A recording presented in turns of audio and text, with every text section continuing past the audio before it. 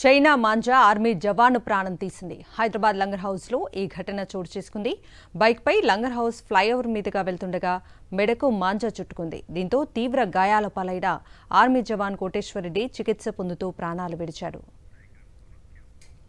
ఇక ఇదే అంశానికి సంబంధించిన పూర్తి అప్డేట్స్ ని మా ప్రతినిధి సాయి కిరణ్ అడిగి తెలుసుకుందాం. సాయి,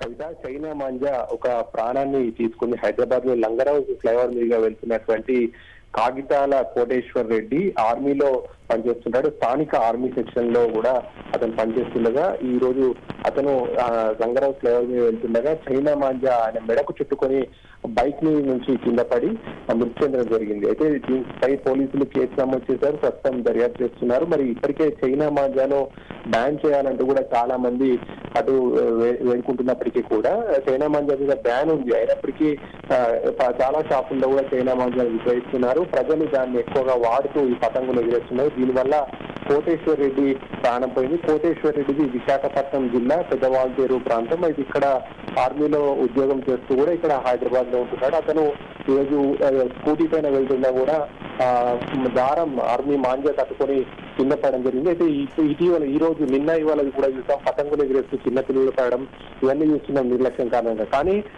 ఏదైతే చైనా మాంజా వల్ల ఈ విధంగా చనిపోవడం అనేది చాలా దురదృష్టకరం. దీనిపైన పోలీసులు రైడ్స్ చేస్తున్నప్పటికీ కూడా షాపుల్లో మాత్రం విరివిగా ఈ చైనా మాంజా అనేది దొరుకుతుంది. మరి ప్రస్తుతం పోలీసులు అయితే కేసు నమోదు చేశారు. మరి ఇది ఎవరి నుంచి కొన్నారు, ఎక్కడ ఇది విక్రయించారనేటువంటి ప్రస్తుతం పోలీసులు దర్యాప్తు చేస్తున్నారు.